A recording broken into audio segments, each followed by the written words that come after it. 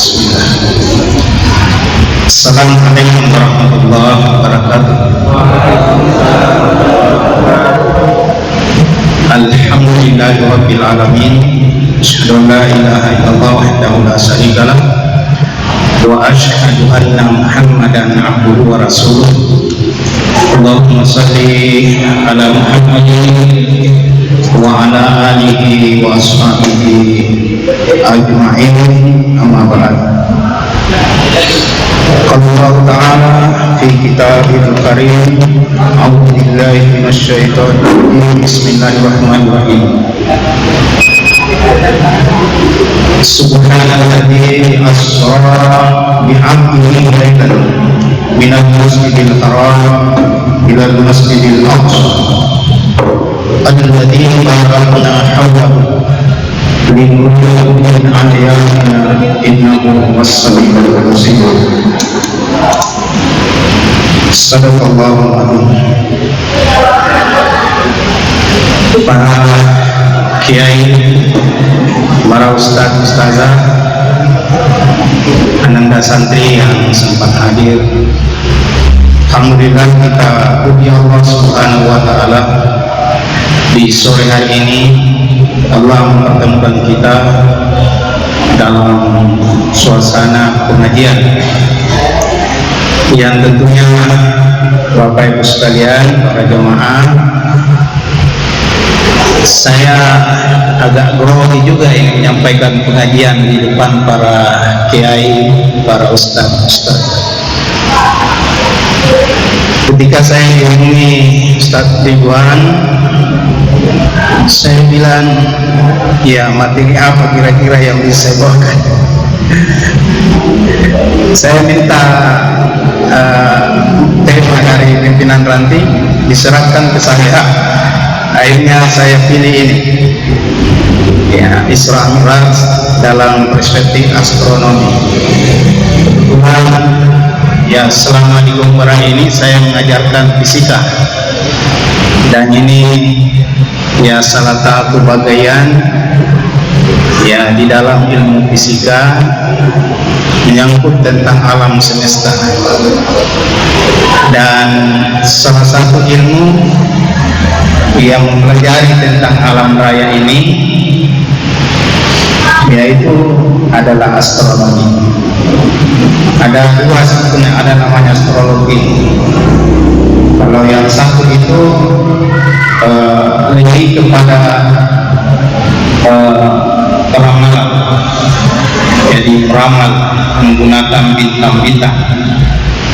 Kalau ini juga digunakan oleh Muhammadiyah, ya, dalam spesifik ilmu falak yang kemudian digunakan dalam menentukan bulan, ya, tanggal baru dalam penanggalan Hijriah, juga ya penentuan sholat, ya, arah kiblat dan sebagainya.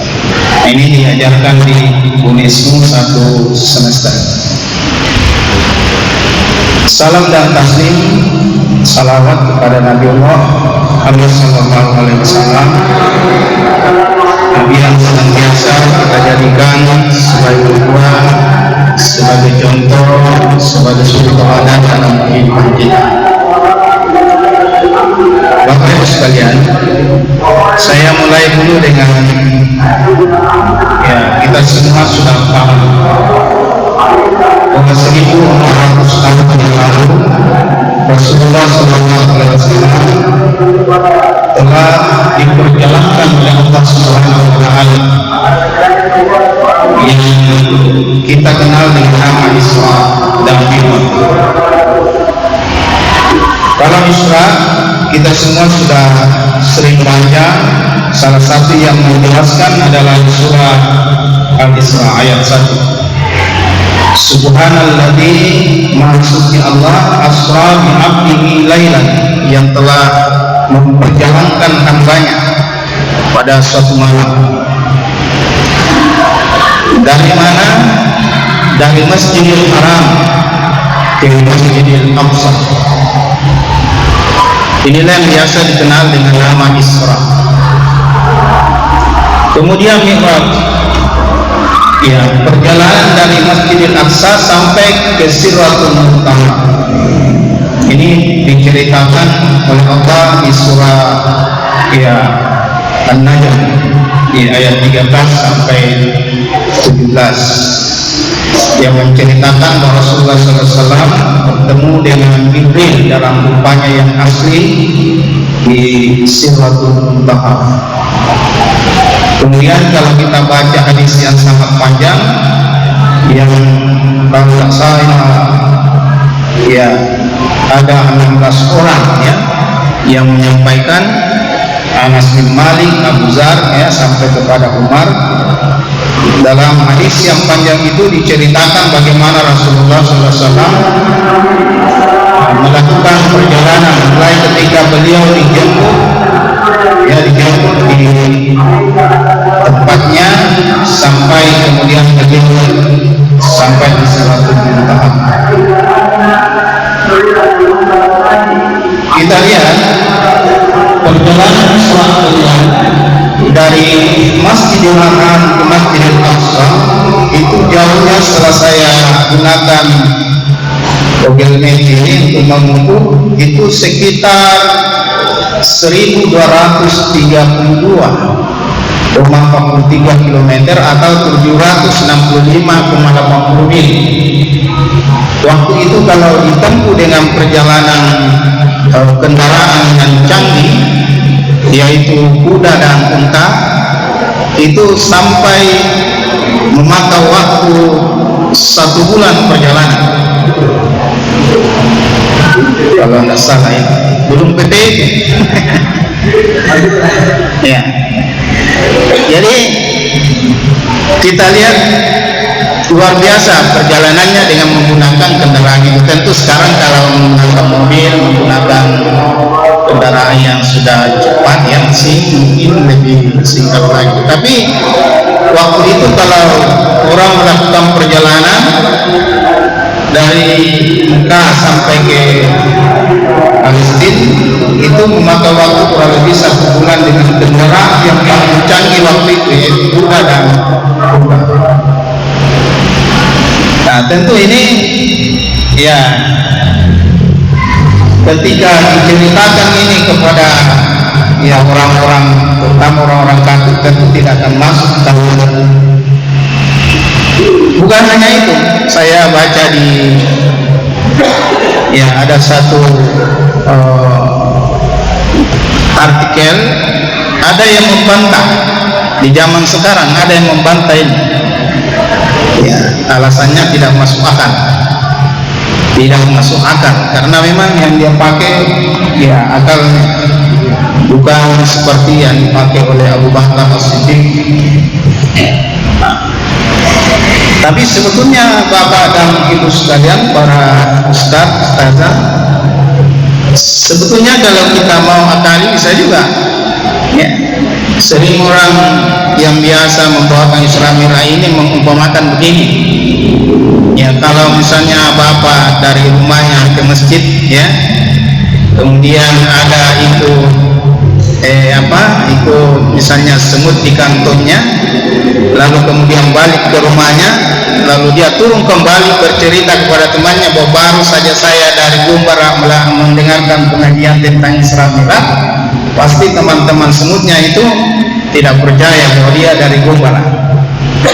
Tapi sekali lagi ada yang memperjalankan semut ini. Makanya kalau kita baca Bapak Ibu sekalian, segala suci Allah yang telah memperjalankan hambanya, jadi bukan berjalan sendiri, diperjalankan oleh Allah Subhanahu wa Ta'ala. Dan saya kira apapun kalau Allah menghendaki tidak ada yang susah.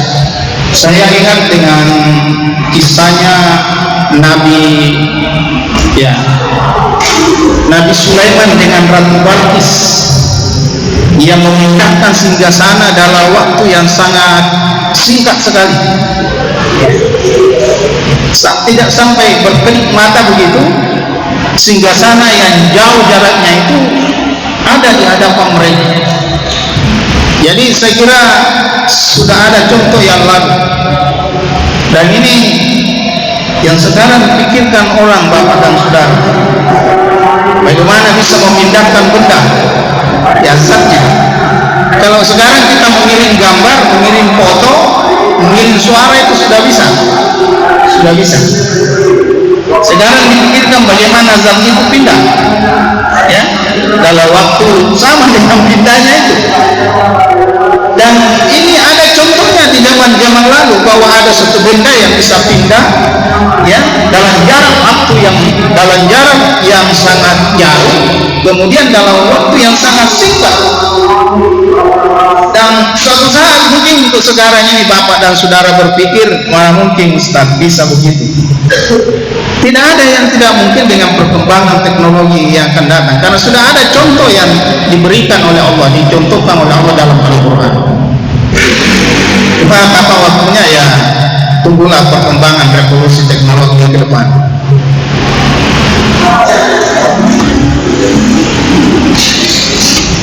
Kita lihat dulu. Rasulullah melakukan perjalanan dari Masjidil Aqsa naik ke langit.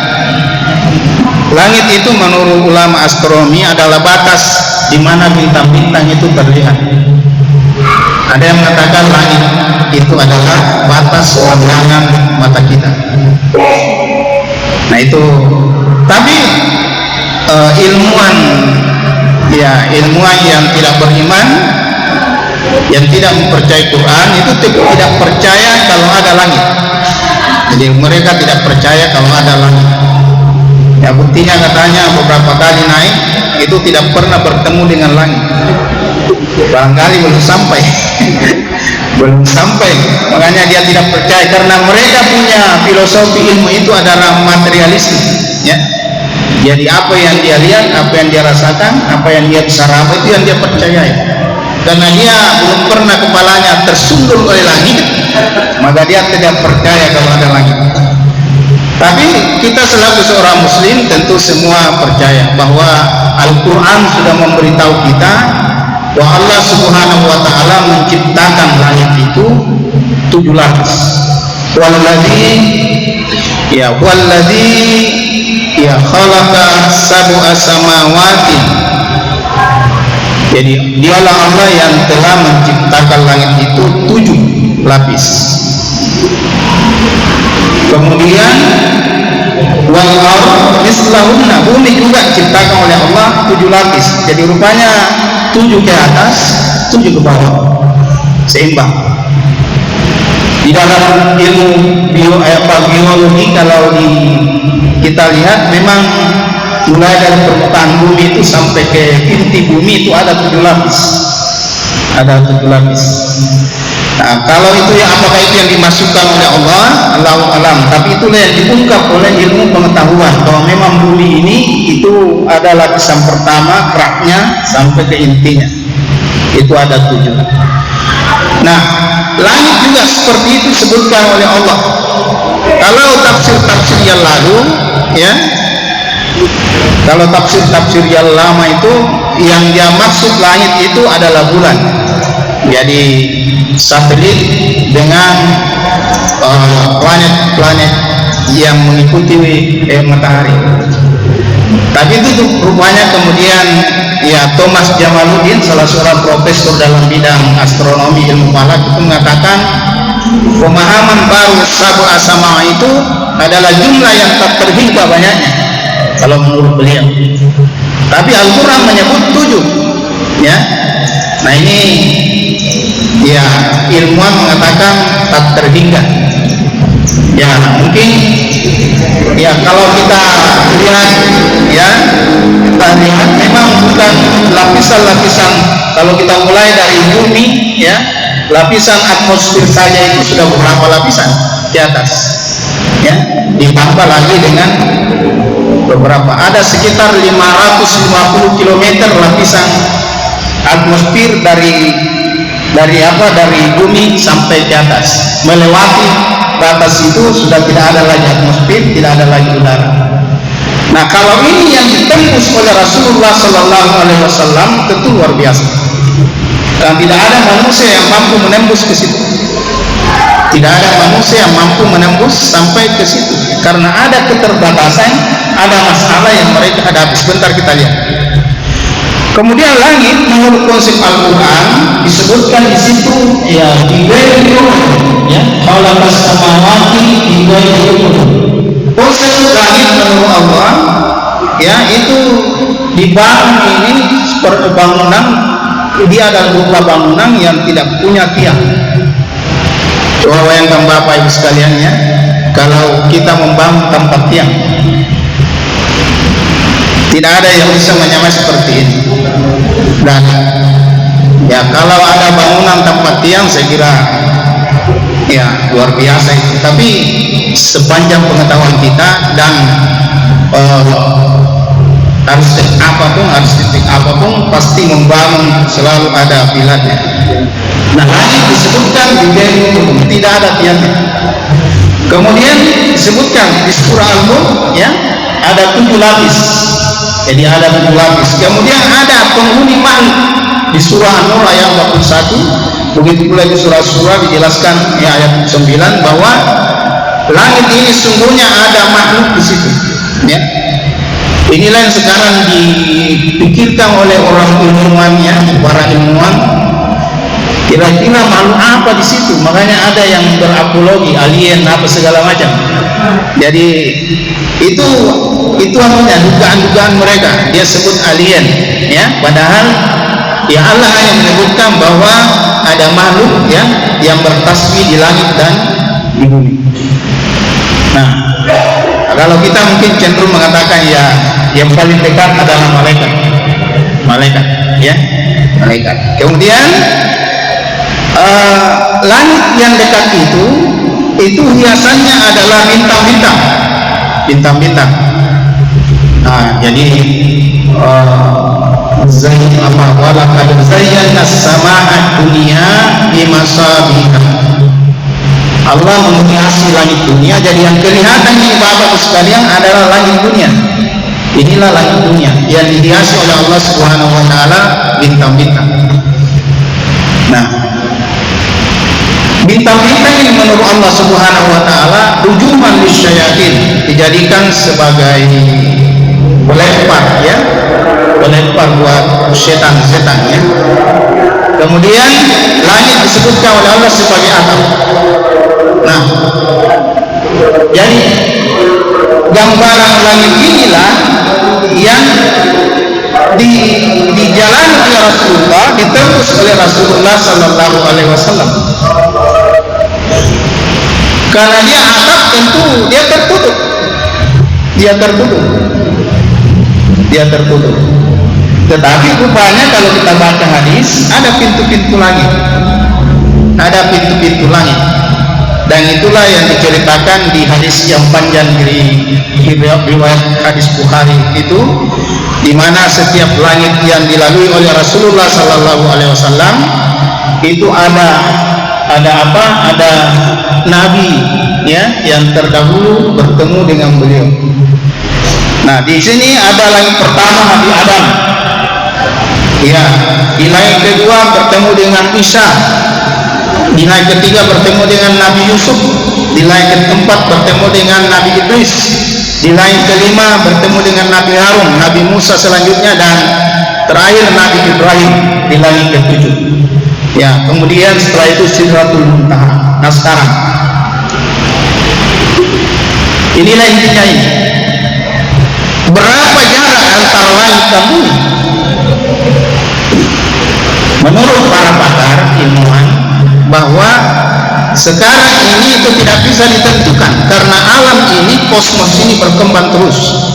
Jadi Bapak sekalian, kita punya alam ini berkembang, semakin hari semakin meluas, sehingga katanya sulit untuk dihitung berapa jarak antara langit dan bumi.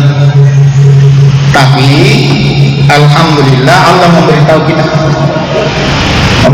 kita jarak antara bumi dan langit.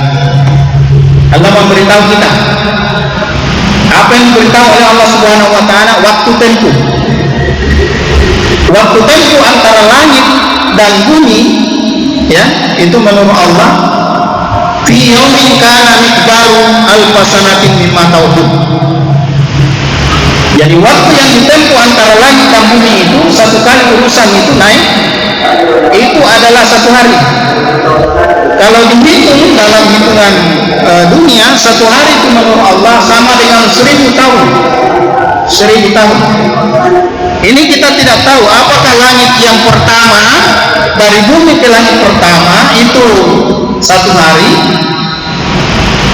kemudian langit kedua lagi 1 hari, kemudian langit ketiga lagi 1 hari perjalanan, ya, sampai kepada langit ke-7. Kalau begitu berarti pulang perginya itu jarak, ya, ditempuh oleh Rasulullah SAW itu adalah 7 hari seharusnya.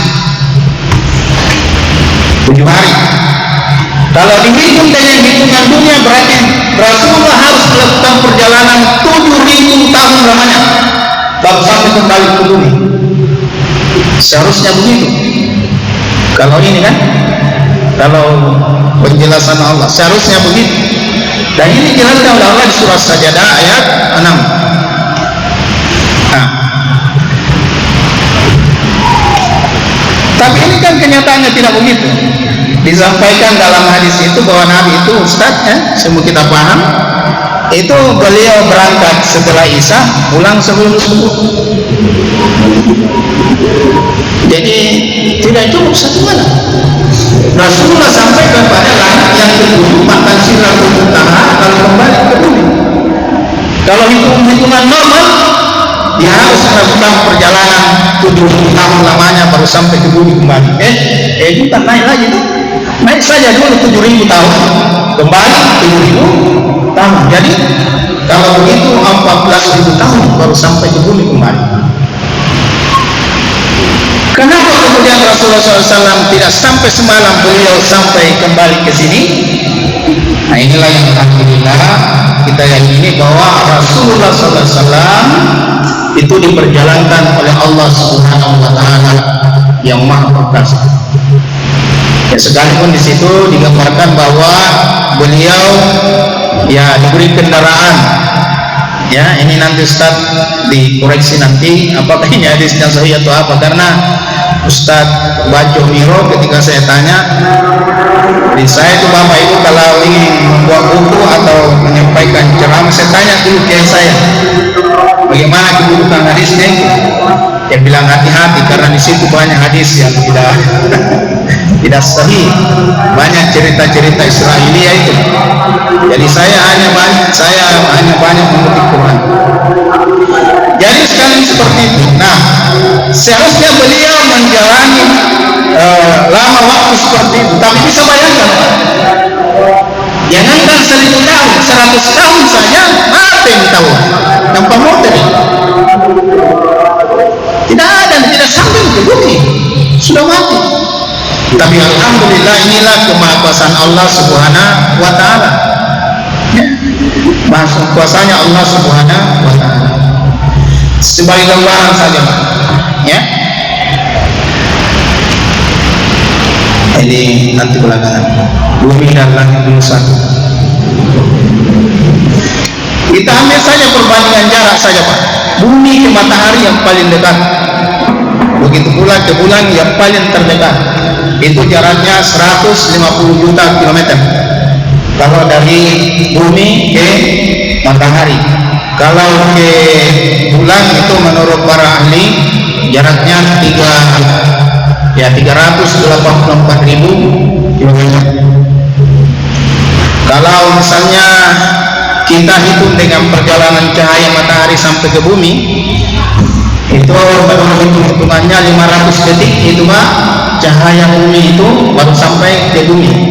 Jadi sekiranya bumi itu padam, misalnya mati lampu misalnya, nanti 500 detik baru kita tahu bahwa matahari padam. Ini perjalanan kecepatan cahaya seperti itu.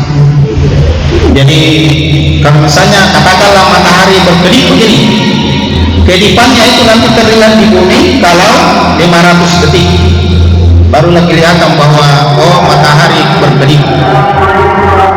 Nah, atau perjalanannya 8 menit sampai 8 menit 20 detik. Nah, kecepatan cahaya inilah ya yang memungkinkan ya yang menjadi kecepatan dari kendaraan Rasulullah Sallallahu Alaihi Wasallam yang diberikan oleh Allah Subhanahu Wa Taala.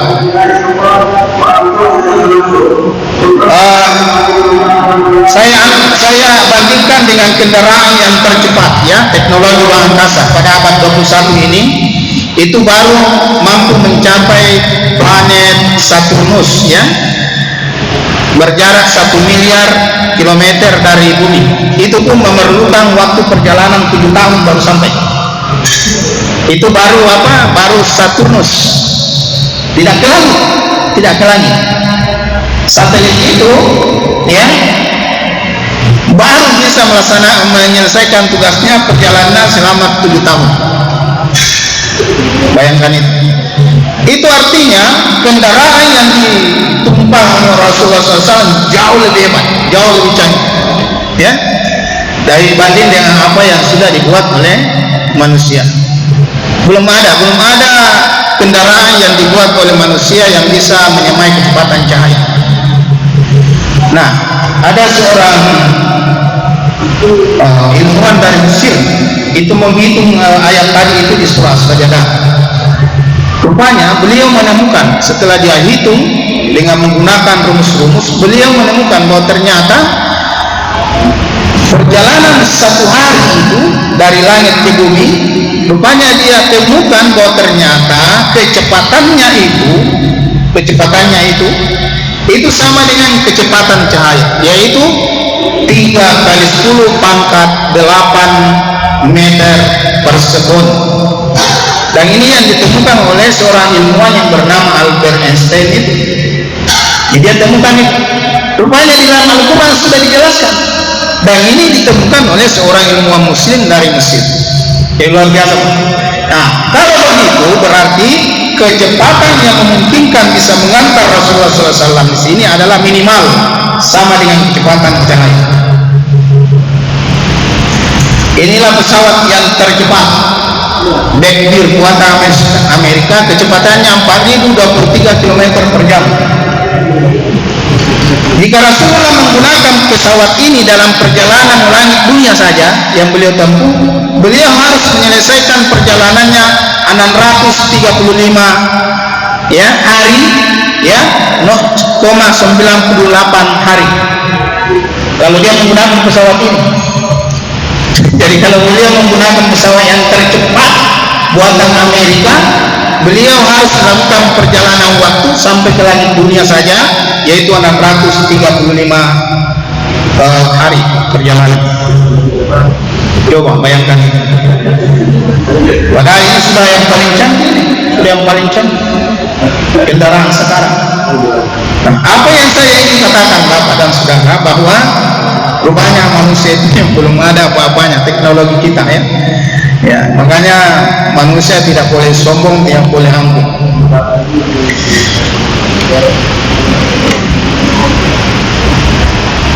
Ini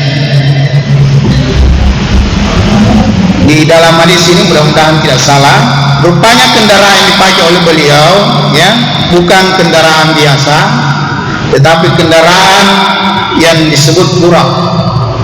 Apakah ini benar Ustaz? Namanya burak? Burak ya?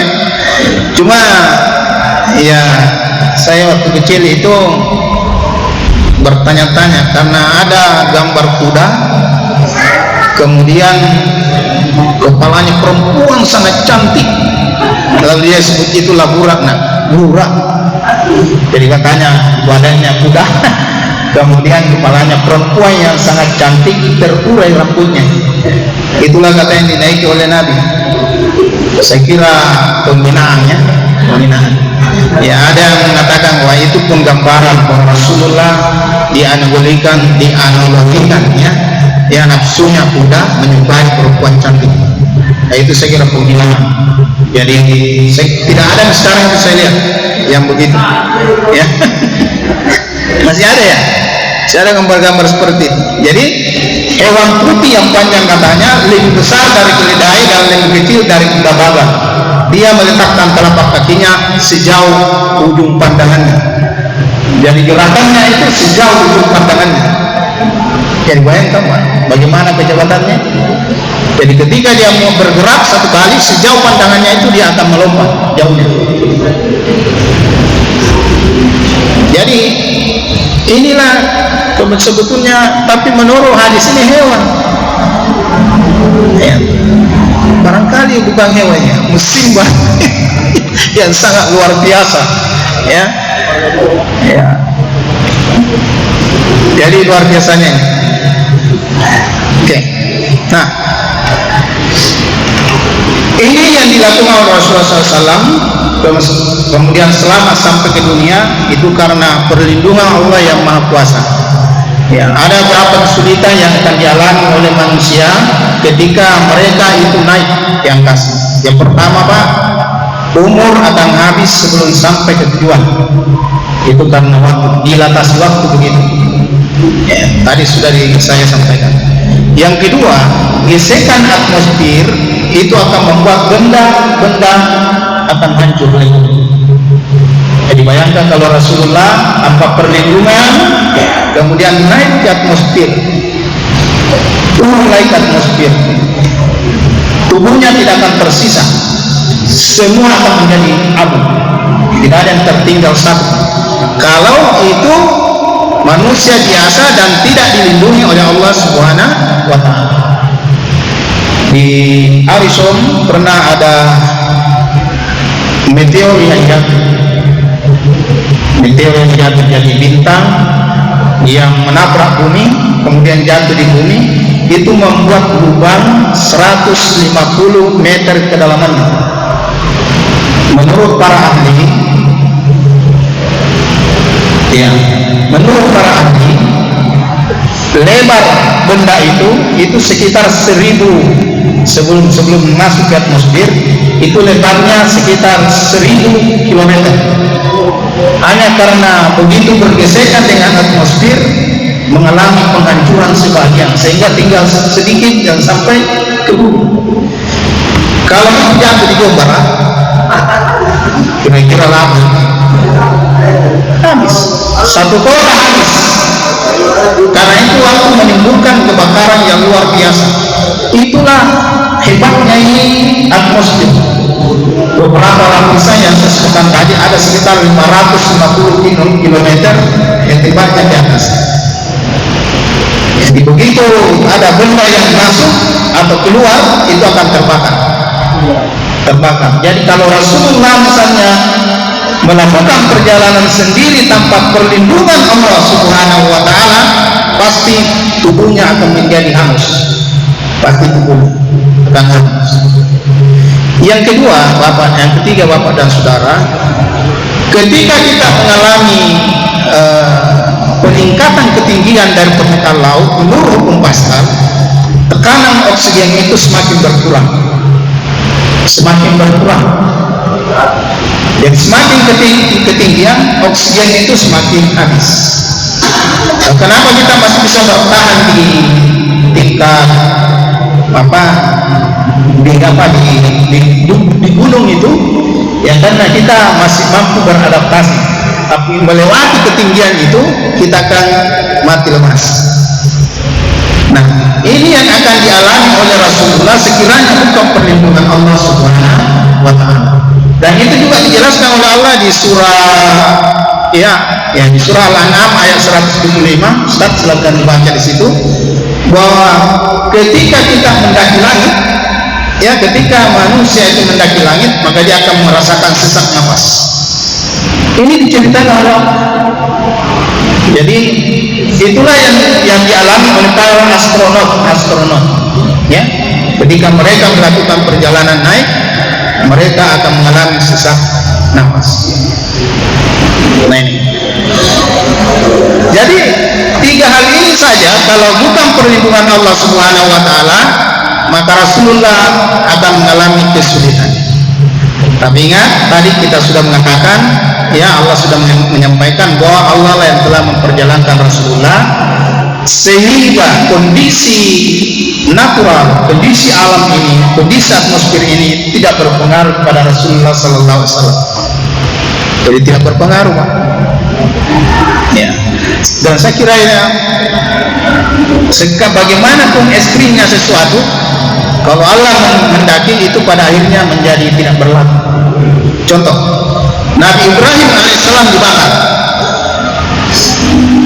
Tapi apa yang terjadi? Seharusnya Nabi Ibrahim hangus, tetapi Nabi Ibrahim merasakan dingin. Sebaliknya, ya. Kenapa? Karena Allah menyampaikan kepada api, kuni barda wa salam ala Ibrahim. Jadi matahari itu panas, nanti pada hari kiamat panas, pada hari Yom Kippur, pada hari pada masar. Tapi ada orang yang dingin-dingin saja. Karena Allah menghendaki begitu, dia tidak merasakan panas. Nah itulah ya, nanti Ustaz dikoreksi hadis yang 7 golongan yang akan dilindungi oleh Allah pada hari kiamat kelak. Bapak dan saudara, apa yang dilakukan oleh Rasulullah SAW itu tidak bisa dilakukan oleh manusia? Boleh, bisa, dan Allah memperkenankannya. Ini biasa kita baca di surah Ar-Rahman, ya, di surah Ar-Rahman ayat 33, ya, ya masyarul jinna in istata'tu an tanfudu min aqtaris samawati wal ard fanfuzu la tanfuzu illa bisultan. Jadi bisa, tapi manusia belum sampai kepada langit, ya, baru di bawah-bawahnya langit, baru sampai planet, baru sampai bulan. Tapi kalau nanti suatu saat dengan sultan, ya, saya artikan sultan itu ilmu pengetahuan dan teknologi sudah sampai kepada puncaknya, ya manusia bisa melakukan itu, ya, bisa melakukan. Siapa tahu misalnya dia menemukan kendaraan yang kecepatannya sama dengan kecepatan cahaya, bisa saja, bisa saja. Kemudian tentu bagi kita orang beriman, bukan hanya ilmu dan teknologi, tapi sultan itu ditambah dengan iman dan ketakwaan kita. Kesimpulan saya apa Isra Mi'raj? Pertama, menambah keyakinan kita kepada Allah Subhanahu wa Ta'ala akan kebesarannya, ya, akan kebesarannya seperti yang saya ceritakan tadi. Kemudian tentu yang kedua, bagi Nabi sendiri itu untuk menghibur Nabi, karena dalam sejarah ketika beliau sebelum melakukan perjalanan itu rupanya beliau ditimpa ya kesedihan demi kesedihan. Istrinya tercinta meninggal, yang selama ini menolong beliau, melindungi beliau. Pamannya juga begitu, yang selama ini melindungi, menolong beliau dari gangguan orang-orang kafir Quraisy, ya. Beliau kemudian dihibur oleh Allah dengan perjalanannya.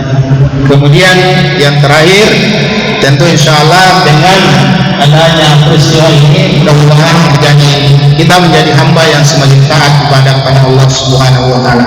Saya kira Bapak Ibu sekalian, saya cukupkan sampai di sini. Mohon maaf atas segala kekurangan. Kalau ada kebenaran datangnya dari Allah Subhanahu wa Ta'ala, dan kalau ada kesalahan datangnya dari saya pribadi. Mohon maaf atas segala kekurangan. Nasrullah Assalamualaikum warahmatullahi wabarakatuh.